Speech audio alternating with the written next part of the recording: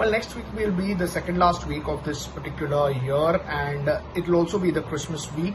We'll have the Christmas holiday coming in, and that's why generally the volumes tend to decline going into this particular week. So expect global market volumes to be on the lower side. It's not only for India, but even other equity markets, other bond markets, other currency markets around the world, may see some stoppage of flows or some limited flows, but that's always the case till about first week of Jan. Actually, you start to see a lot of things coming back.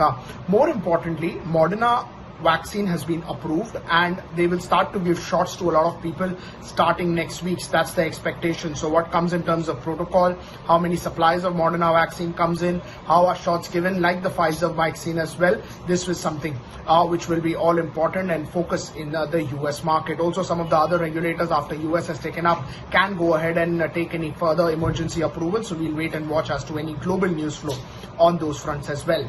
Here in India, people will be tracking in the COVID cases. COVID cases have been slowly and steadily dropping down. Active cases have also come down quite significantly. But does that continue to come down or not? That is something which continues to be pretty important. In terms of global data, some global US GDP data is also expected to come in. RBI monetary minutes have come in. Fed minutes have already, Fed minutes are likely to come in next week or closer to that. So these are two important events which essentially people would eye out for. In terms of stocks to watch out for, there are some important stocks that people will be looking out in Monday's trading session.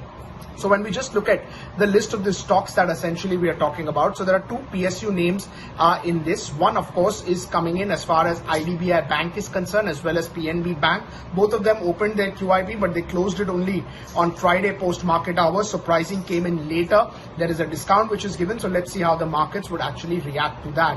When we talk about Aptech Limited, the stock was buzzing in the session.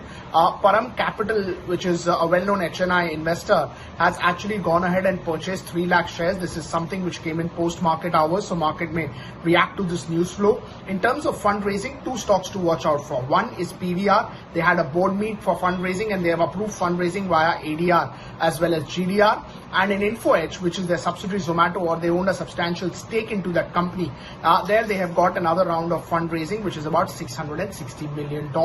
So all of these companies, would be important. In terms of Lupin, there is an approval which has come in. It's not that the drug is quite big. It's a hydrochloride drug that you're talking about. But Lupin overall has got a slew of approvals. It's also got an upgrade coming in from Citi last week. So overall, things are looking positive, or, one can say that positive news flow for Lupin tends to continue. So probably this will be a stock to watch out for going into Monday's trading session.